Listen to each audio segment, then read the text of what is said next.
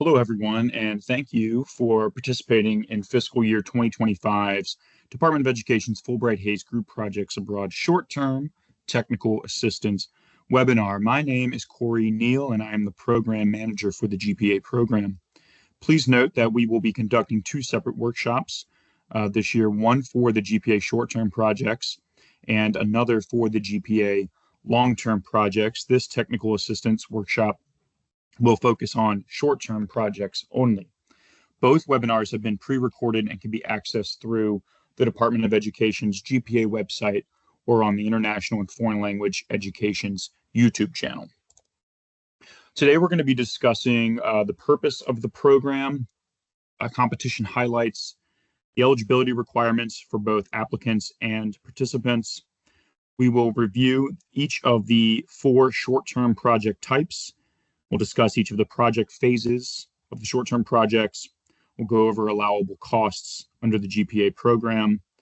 We'll review the selection criteria and the process for selecting awardees. And lastly, we will provide some helpful tips for developing a competitive application.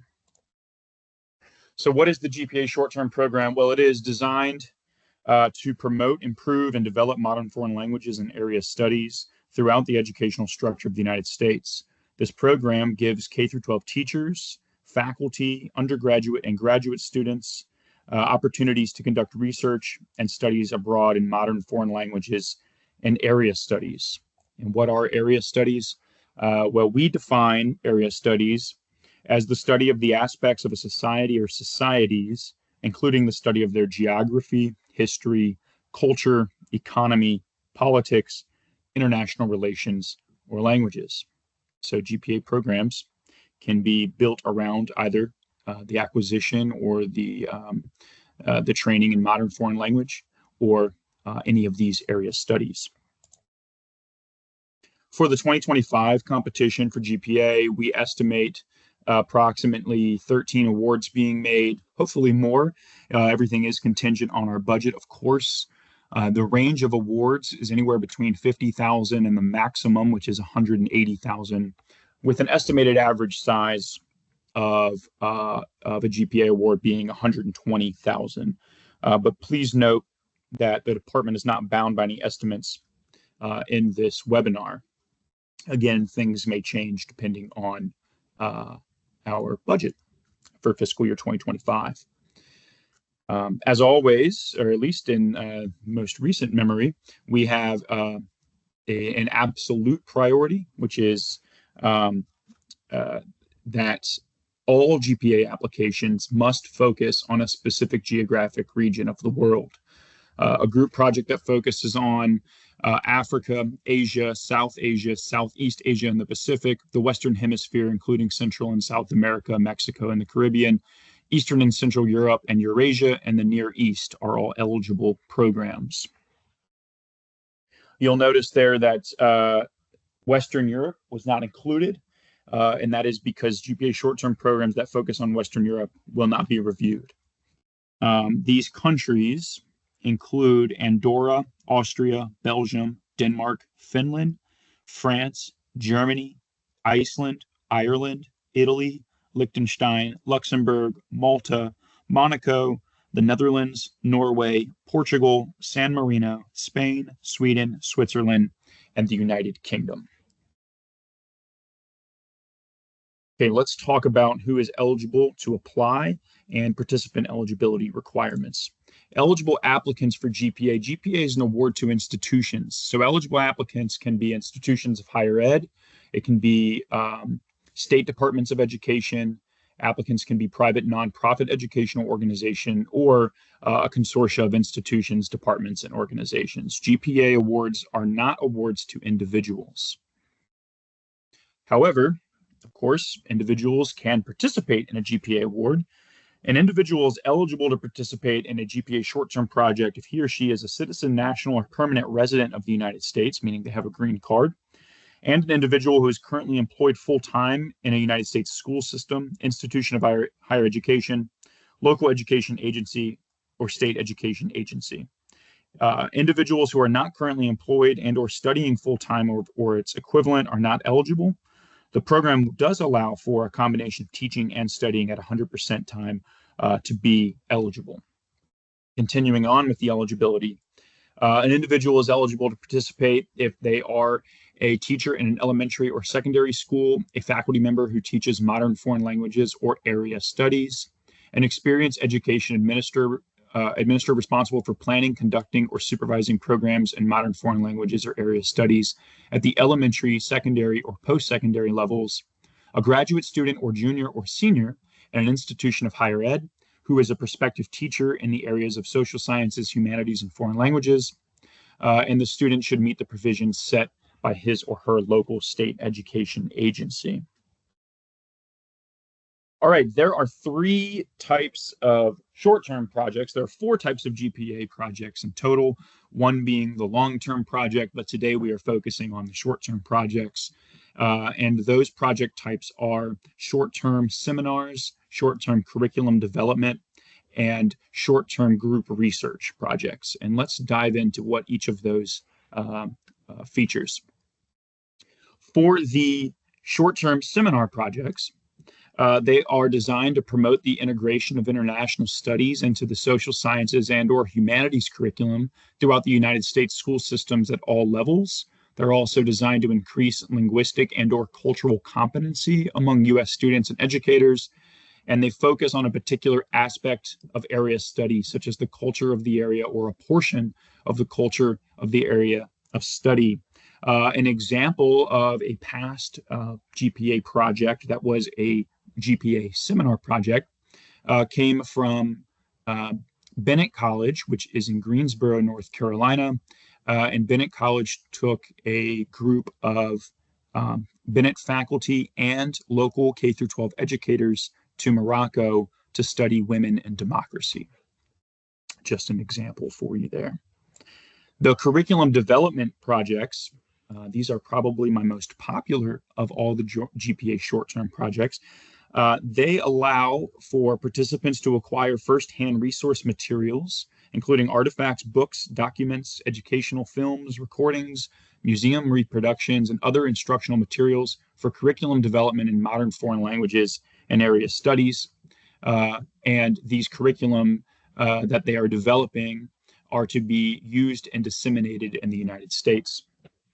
Another example for you, I had a group from the University of South Carolina, Beaufort, who took a group of college faculty, education students, and K-12 educators to South Korea to develop cultural curricula projects to then be used in their local communities and schools. And our third short-term project type is the short-term group research project. This is designed to give participants the opportunity to undertake research or study in a country outside of the United States. Unlike the other 2 short-term projects, participants in a group study project must possess the requisite language proficiency and disciplinary competence in their area of research. The grantee should conduct language assessment pre-tests to determine a participant's language proficiency. So, unlike the seminar and the curriculum development projects, which do not require a language proficiency prerequisite, the group research does. That is one major difference between group research and the other 2.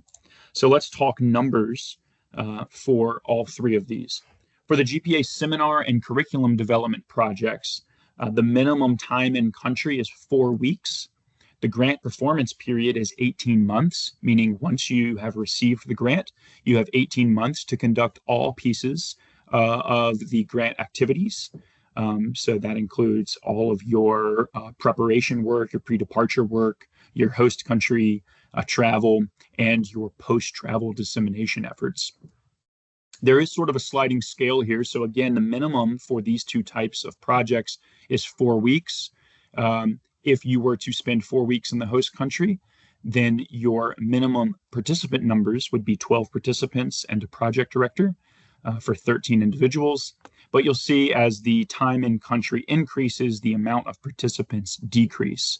So this is something to keep in mind when designing your project. I will say most projects This doesn't mean that this is something you have to do, but most projects do stick to the 4-week plan with 12 participants. The maximum grant award for both seminar and curriculum development is $180,000. The numbers for group research, these vary from the last two. So the minimum time in country is 12 weeks. You still have an 18-month performance period. And with 12 weeks of training, the minimum amount of participants is only 3, with a project director equaling 4 individuals total. Again, the participants must have language proficiency in the language to be used for the research, and the maximum grant award remains at $180,000. Okay, this is a list of our current host countries with travel warnings. We do not allow for GPA projects to countries with a level 4. Now, this list does change. It does evolve. We do receive these names from the State Department. So if you're unsure maybe of a specific country and you want to check to make sure it's an eligible country, please feel free to email me at gpa@ed.gov. I'll give that email again later in the presentation. And of course, Western Europe is not allowable either. And note that GPA applicants proposing travel to a country that is closed to Fulbright-Hays programs will be disqualified. Okay, grantees will have 18 months to carry out the project activities. So again, that 18 months includes the pre-departure phase of the program, the host country travel portion, and the post-travel dissemination portion. The proposed start and end dates in your proposal should be June 1st, 2025 to December 1st, 2026. Of course, if awards are made later than June 1st, then that's perfectly acceptable, but this is the proposed start and end dates that you should use in your proposal. All right, let's talk about these project phases that I keep mentioning. Again, these phases include the pre-departure phase, the overseas phase, and the post-travel or follow-up phase. For the pre-departure phase, grantees should allot at minimum 16 hours towards pre-departure orientation. Your pre-departure preparation should consist of conducting a series of lectures on the country of study. You should provide advanced reading materials to the participants several weeks prior to the pre-departure orientation. And we suggest the applicant include guidelines on curriculum development, if applicable, discussions on daily living and traveling in the host country, team building exercise, team assignments, and individual proposed projects, and then language training, if applicable, as well. Here's a sample of a pre-departure orientation. Again, I highly recommend that it is detailed, that you are adhering to that 16-hour minimum. Your your pre-departure orientation that you would upload as part of your application would be included in the appendices. Some other items to include, again, team building, some cultural do's and don'ts for your host country. We do recommend you include Title IX training. If you include language training as part of your proposal, this is a great spot to include it in. Sometimes it's harder to include the language training in the host country, and you could do some conversational training pre-departure. Things like how to pack, what not to bring. If you're going to a country where there are restrictions on clothing, this is something that you would need to cover in your pre-departure orientation. And I have team building listed here because I can't stress it enough how important it is. You will be taking at minimum 12 individuals overseas for 4 weeks. So you should have a tight-knit group. Team building is key. Okay, the overseas phase. This is where you should provide detailed information in your in-country itinerary. These details should include details about academic lectures, language study, field trips, cultural activities, debriefings, evaluations, travel arrangements, and accommodations. The more information you provide in your project narrative regarding your overseas phase and any other piece, the more likely you are to receive a respectable score. So again, this is a sample of an in-country itinerary. This is just a snippet because these in-country itineraries are packed with information, as you can see here. This should be included in your appendices section. Should be detailed. You should, I think it's very important to allot some time from that first day when you're arriving in country for possible jet lag. I always hear from project directors that it's important to include some decompression time for your participants, whether that's some time at the end of a day to journal or to meet in small groups and just digest or self-reflect even on the day's events. This is where you should, of course, include cultural excursions, language courses, if you include that as part of your in-country portion. You should have built in here some flexibility or the ability to adapt to, I don't know, weather or illness or anything that could pop up during your program. So I do have sample in-country itineraries, pre-departure orientation itineraries, and follow-up timelines. If you are interested, you can email me, and I'm happy to share them there, to give you more details and a better idea of what they look like in full. Okay, so applicants, as part of the follow-up phase, should include an end-of-seminar evaluation to be completed by each participant. This will assess the quality of the overseas portion of the project. We do review each evaluation submitted by participants to ascertain the success of the project and to provide suggestions for improvements should a grantee submit a future application for funding. Applicants should also include schedules for formal follow-up and dissemination, such as a series of workshops over the course of the next year that include announcements, discussions, curriculum meetings, presentations, critiques of lesson plans, reviews of curricular projects for content, accuracy, and appropriateness, and preparation for publication. You should also discuss how you arrange follow-up visits to the local area from host country educators to serve as guest lecturers during the summer and to speak in local education settings.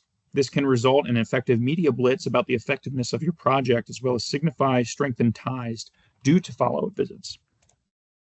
Again, another sample. This is a sample post-travel timeline, just a snippet of it that includes some follow-up activities. It should be detailed. Again, it will be included in your appendices. It should show your dissemination efforts, possible conferences or workshops, and in this case, it shows the curriculum project evaluation if you were to do a curriculum development GPA project. All right, let's talk about allowable cost of the GPA short-term program.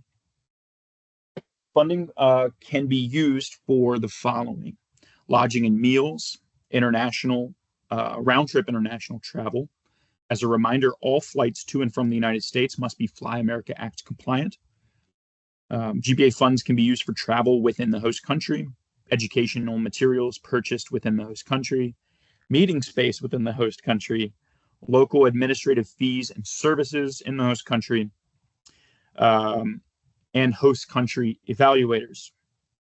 You heard me say host country there for every one of these bullet points, with the exception of the flights. That is because GPA does not provide funds for project-related expenses within the United States. This includes U.S.-based salaries, pre-departure orientation, and follow-up activities. These items may be included as part of the applicant matching contribution. GPA funds are only to be used overseas. Okay, selection criteria, the most important piece. This will be used to score your application. There are 8 criteria that you will need to address in your project narrative. Your project narrative should be 40 pages maximum, and I highly, highly recommend using all 40 pages. Applicants can receive 100 points for addressing all of the selection criteria. In addition, applicants can receive up to 9 points by addressing the competitive preference priorities specific to short-term projects, which I will get into in a bit. But now I'm going to explain each selection criteria in detail.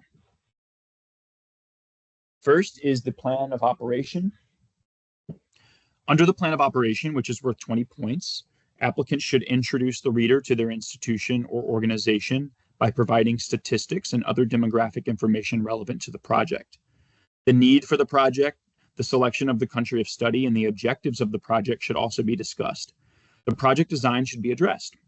This generally includes the 3 project phases we discussed earlier in the presentation. Applicants should note how each phase of the project is to be carried out and supported under the plan of operation criteria. Continuing on with plan of operation, you should also address how the management plan will link all of the project phases and how it will effectively operate under all of the project parties. Applicants should describe in which ways resources and personnel will be used in achieving the objectives of the project and include details of which key personnel will be responsible for vital project components and activities, and describe the how, why, when, and where project activities will take place.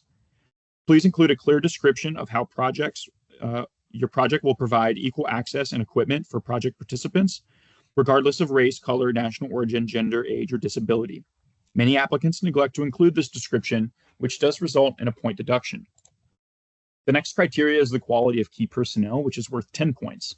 Applicants should address the qualifications of the U.S. project director, which includes their academic training, their field of expertise in the host country, the administrative experience, language, and other related qualifications. It's also very important to note the project director's time commitment to the project. Please provide expertise of any other support staff as well as their time commitment. You should also provide host country key personnel qualifications. Host country personnel can include administrative staff, language teachers, assessors, and evaluators.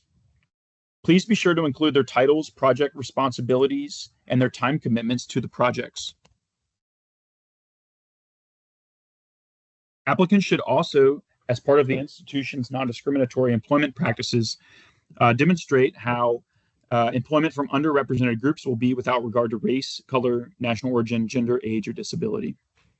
In the appendices section, the applicant should upload abbreviated CVs, and these CVs should be no more than 3 pages in length for each key personnel.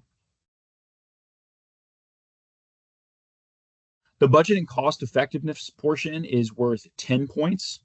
You should demonstrate and justify that all allowable expenses presented are adequate and reasonable in today's market and necessary to accomplish the project's goals. You should discuss the project's cost effectiveness and show the relationship between the project's costs and the project's objectives. GPA projects do not require matching funds, but they are recommended. In the budget narrative attachment, you should upload a detailed itemized line budget and accompanying budget narrative that clearly outlines how the costs have been calculated and are necessary to the project's objectives. And remember that your project performance period is 18 months, so your budget should reflect those 18 months. Here's an example of a sample line item budget. I like to show this example because it uses this kind of 3-column approach where it demonstrates which funds are coming from, which line items are supported by funds from the GPA program, your institutional cost share if applicable, and participant cost share if applicable. I do have a sample budget that I can share as well. If you would like to see any samples. You should be sure to upload, I know I said this already, but I need to stress it again.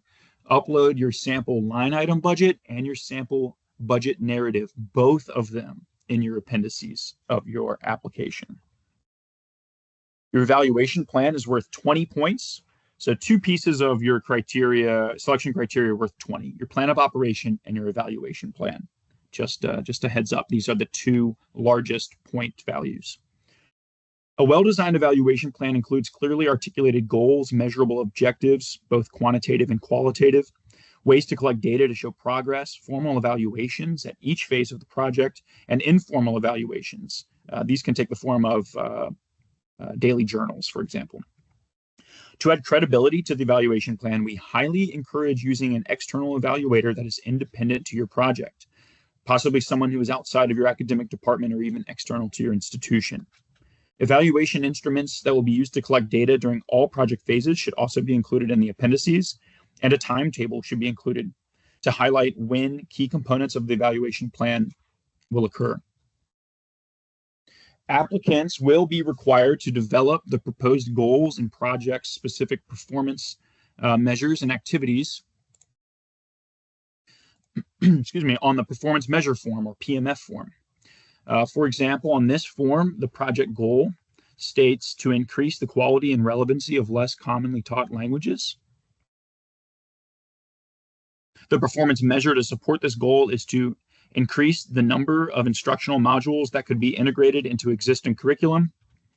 And an activity highlighted here is to identify and propose at the pre-departure orientation meeting 2 to 3 instructional modules to be developed during the group abroad period. Should the applicant become a grantee, they will be required to provide data indicators and baseline numbers to include trend data similar to what we have on this slide.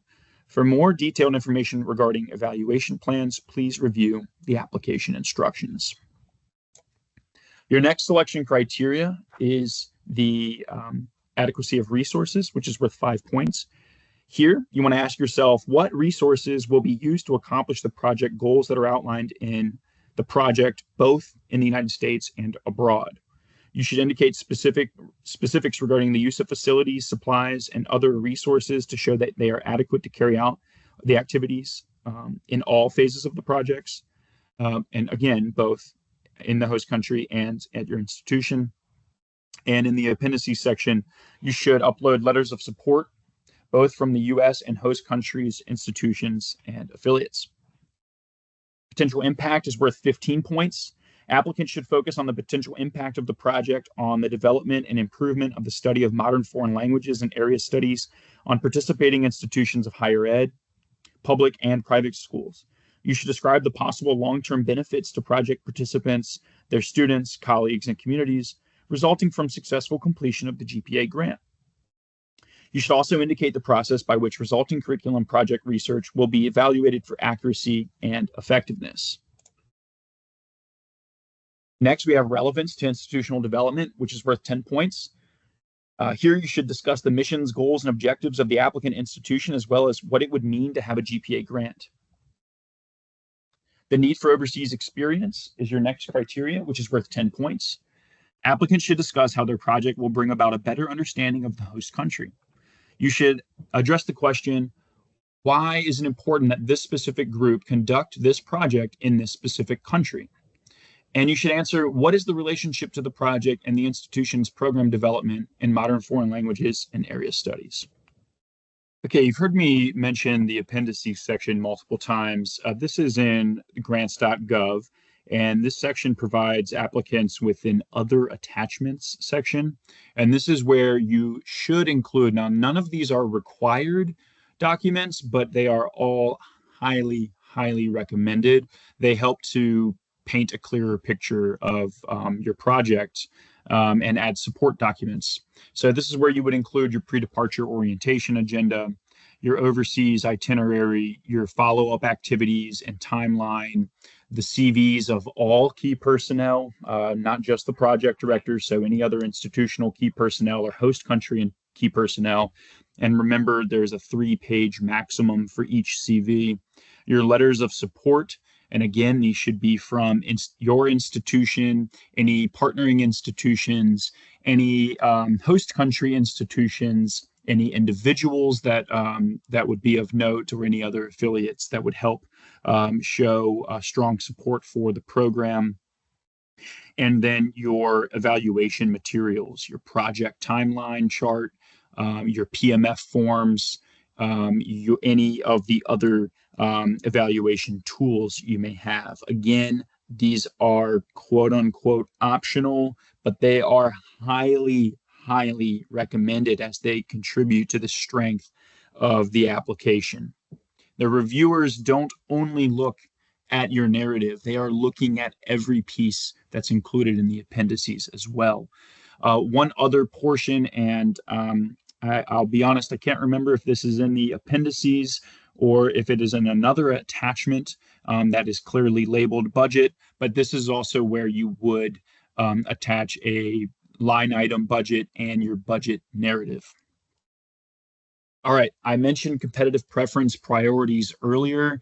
In essence, the competitive preference priorities award bonus points to an application. So for fiscal year 2025, GPA short-term applicants can earn 9 additional points if they address the following priorities. The first being competitive preference priority 1, or CPP 1. We award 3 points to GPA short-term projects from selected institutions and organizations, and those include any minority-serving institution. These can be tribal colleges and universities. These can be HBCUs. These can be any of the designations that fall under minority-serving institution. Community colleges are also eligible for these points. State departments of education are eligible for these points, and any new applicant. And a new applicant means an applicant has never received Fulbright-Hays funding in the past. If you are unclear whether or not your institution qualifies for any of these, you can ask me and I can provide you with that information. For all of the CPPs, I highly recommend that you include which competitive preference priorities you are applying for in both your abstract and in your narrative. If you do not include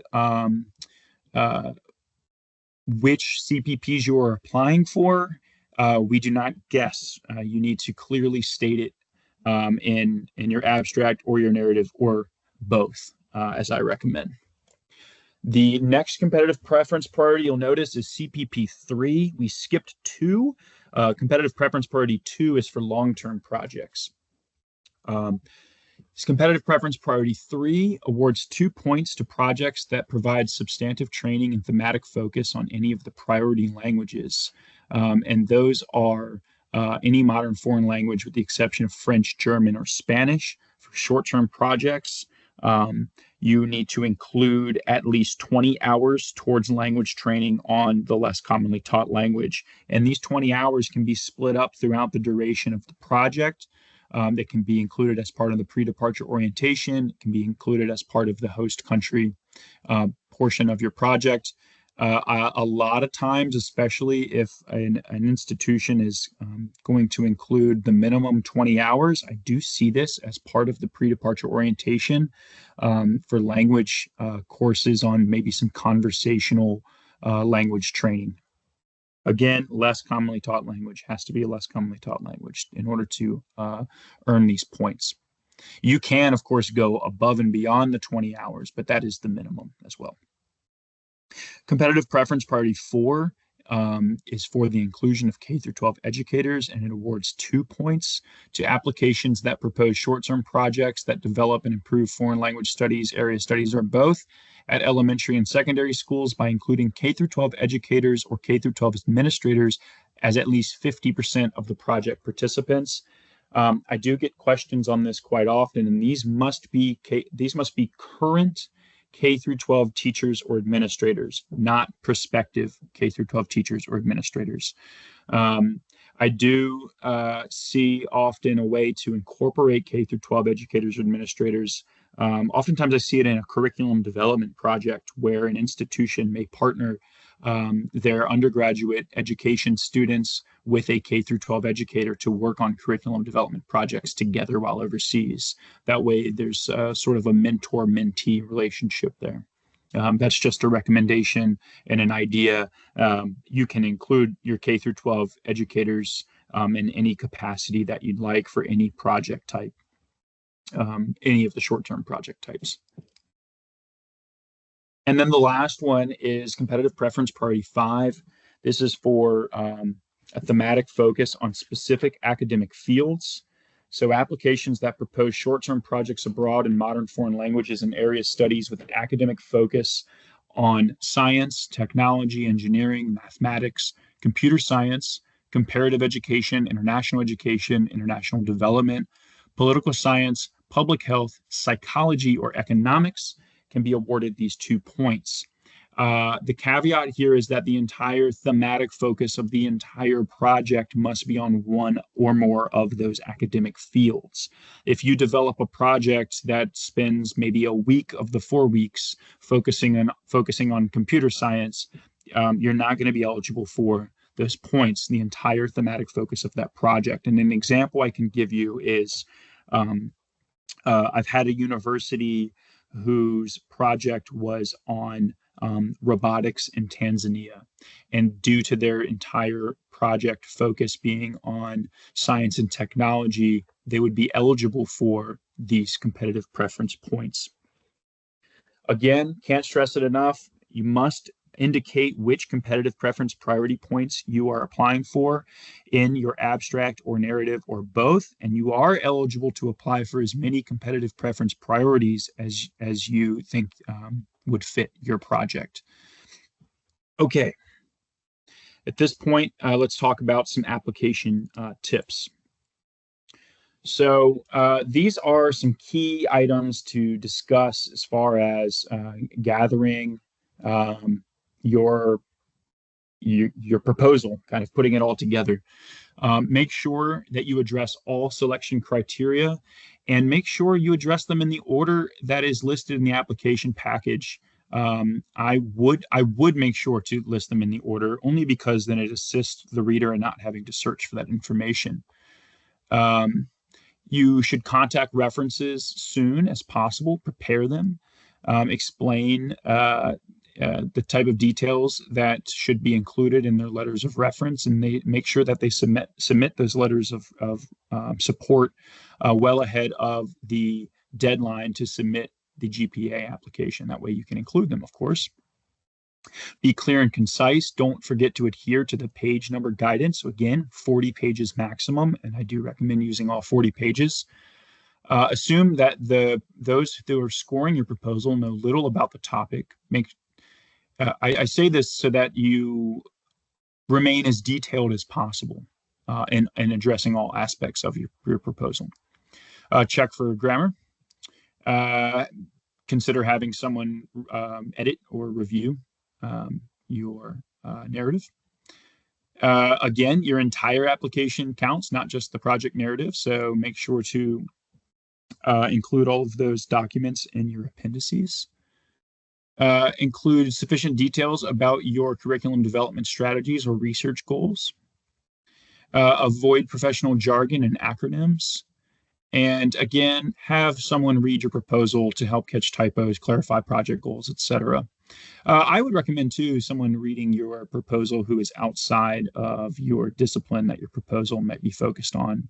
That way, you kind of address that one tip here, assuming those that are scoring know little about the topic. You might have someone outside of the discipline review it so that they could ask questions, and then you could better answer those questions in your second round of preparing that narrative.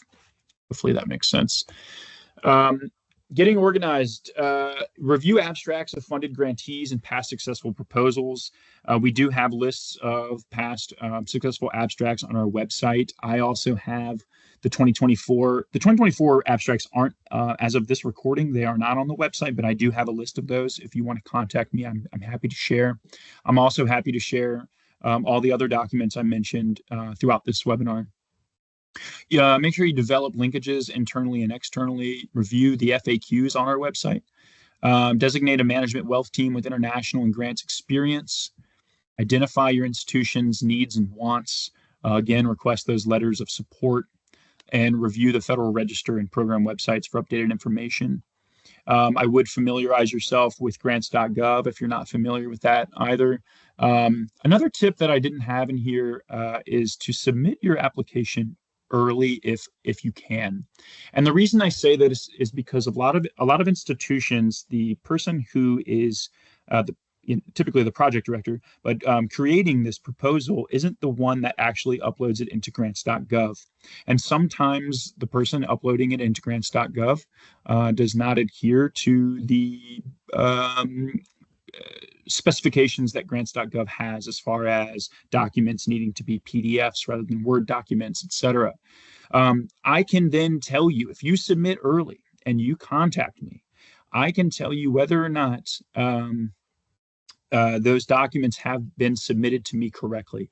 And if not, you can submit again. The duplicate application, we would take the one that would be correct. So if you want to get it in early, I highly, highly, highly recommend it.